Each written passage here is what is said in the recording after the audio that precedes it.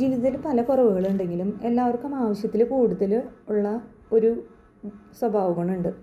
പെണ്ണുങ്ങൾക്ക്, ആണുങ്ങൾക്ക്, Christians, Muslims, Hindu അഥവാ അമേരിക്കൻസ്, ബ്രിട്ടീഷുകാർ, അങ്ങനെ അല്ലെങ്കിൽ ആണ് പെണ്ണ് അങ്ങനത്തെ ഒരു വ്യത്യാസമില്ലാത്ത ഒരു സ്വഭാവ ഗുണം. കുറച്ചുകൂടി വ്യക്തമായിട്ട് പറയുകയാണെങ്കിൽ മനുഷ്യന്മാരിൽ ഉണ്ടാവും കുറച്ച് ദൈവത്തിൻ്റെ അംശമുള്ളവരിൽ ഇതധികം ഉണ്ടാവില്ല. അങ്ങനത്തെ പറയുകയാണെങ്കിൽ കൂടുതൽ പറയാനൊന്നുമില്ല. അത് കുശുമ്പ്, കുനിട്ട്, പരദൂഷണം, അപവാദം അതൊക്കെ എല്ലാവരുടെയിലും ഉള്ളതാണ്. അതിനേക്കാളും കൂടുതൽ അഹങ്കാരം, തള്ളലെന്ന് പറയില്ലേ, ആ സംഗതിയാണ് നോർമലായിട്ട് ദൈവത്തിന് ഇഷ്ടമില്ലാത്തതും മനുഷ്യന്മാരിൽ അധികമുള്ളൊരു സംഗതി.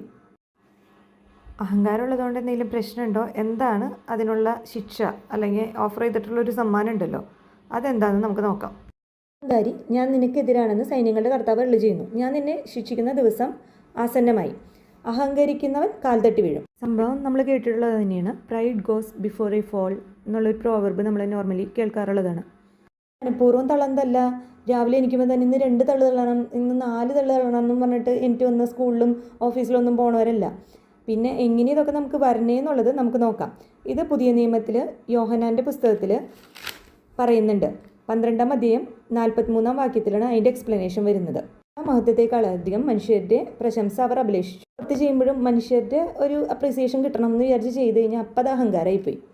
ഈശോ എല്ലാ അപ്രീസിയേഷനും ദൈവത്തിനാണ് കൊടുത്തത്. അതാണ് 44-ാമത്തെ സെൻറ്റൻസിൽ പറയുന്നത്. യേശു ഉച്ചത്തിൽ വിളിച്ചു പറഞ്ഞു, എന്നിൽ വിശ്വസിക്കുന്നവൻ എന്നിലല്ല, എന്നെ അയച്ചവനിലാണ് വിശ്വസിക്കുന്നത്. ഈശോ ദൈവം എന്ന് പറയുന്ന ആൾ എങ്ങനെ ഇരിക്കും, എങ്ങനെ മനുഷ്യനായിട്ട് ജീവിച്ചാൽ എങ്ങനെ ഇരിക്കുന്നത് കാണിച്ചു തരാൻ വേണ്ടിയിട്ട് മനുഷ്യനായിട്ട് ജീവിച്ചപ്പോൾ ചെയ്തിരുന്ന കാര്യങ്ങളാണ്. അതിൽ ഈശോയുടെ ഒരു സ്റ്റൈലുണ്ട്. ഈശോ ഒരിക്കലും പൊക്കി പറഞ്ഞുകൊണ്ട് അല്ലെങ്കിൽ തള്ളി മറിച്ചുകൊണ്ട് നടക്കില്ല. വളരെയധികം സിമ്പിളായിട്ട് ഈശോ ചെയ്തിരുന്ന മെത്തേഡ് എന്ന് പറഞ്ഞു കഴിഞ്ഞാൽ ഈശോ അപ്രീസിയേഷൻ മുഴുവൻ ദൈവത്തിന് കൊടുക്കും. എന്നെ സൃഷ്ടിച്ച ദൈവത്തിനാണ് അതിൻ്റെ അപ്രീസിയേഷൻ എന്നുള്ള മെത്തേഡാണ് ഈശോ, സ്റ്റൈലാണ് ഈശോ ഫോളോ ചെയ്തുകൊണ്ടിരുന്നത്. ഈശോ ഉച്ചത്തിൽ വിളിച്ചു പറഞ്ഞു, എന്നിൽ വിശ്വസിക്കുന്നവൻ എന്നിലല്ല, എന്നെ അയച്ചവനിലാണ് വിശ്വസിക്കുന്നത്. സുപ്രീമായിട്ടൊരു പവർ ഉണ്ടെന്ന് അറിഞ്ഞാൽ മാത്രമേ നമുക്ക് അങ്ങനത്തെ ഒരാൾക്ക് അപ്രീസിയേഷൻ കൊടുക്കാൻ പറ്റുള്ളൂ.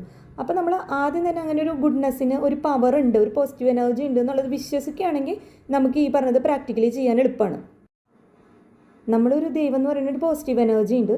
ആൾ സൃഷ്ടിച്ചു, നമ്മൾ ആൾക്ക് വേണ്ടിയിട്ട് ഉള്ള പണികളൊക്കെ ചെയ്യുന്നു, നല്ല കാര്യങ്ങൾ ചെയ്യുന്നത് മുഴുവൻ ആൾക്ക് വേണ്ടിയിട്ടാണ്. ആളുടെ നന്മയാണ് നമ്മൾ കാണിച്ചു കൊടുക്കുന്നത് മറ്റുള്ളവർക്ക്. നമ്മൾ നമ്മളുടെ കർമ്മം ചെയ്യുക, അത്രേ ഉള്ളൂ. അത് നമ്മൾ സൃഷ്ടിച്ച ആൾ ഒരു കർമ്മം നമ്മളിൽ നിക്ഷേപിച്ചു, അത് ചെയ്യാൻ ആ സമയത്ത് ദൈവം അനുഗ്രഹം നൽകി, അപ്പോൾ നമ്മളത് ചെയ്തു. അല്ലാതെ ഇപ്പോൾ നമ്മൾക്ക് വലിയ കഴിവും കാര്യങ്ങളൊക്കെ ഉണ്ടെന്ന് വിചാരിക്കുമ്പോഴാണ് അതൊരു അഹങ്കാരമായി മാറുന്നത്. ഇനി തുടങ്ങി ആരെങ്കിലും തള്ളിമറിക്കുമ്പോൾ പറയുക അതൊക്കെ ഈശ്വരാനുഗ്രഹം, ദൈവാനുഗ്രഹം എന്ന് പറഞ്ഞ് അവസാനിപ്പിക്കുക. അത്രയേ ഉള്ളൂ ഇന്നത്തെ വീഡിയോ. Thank you.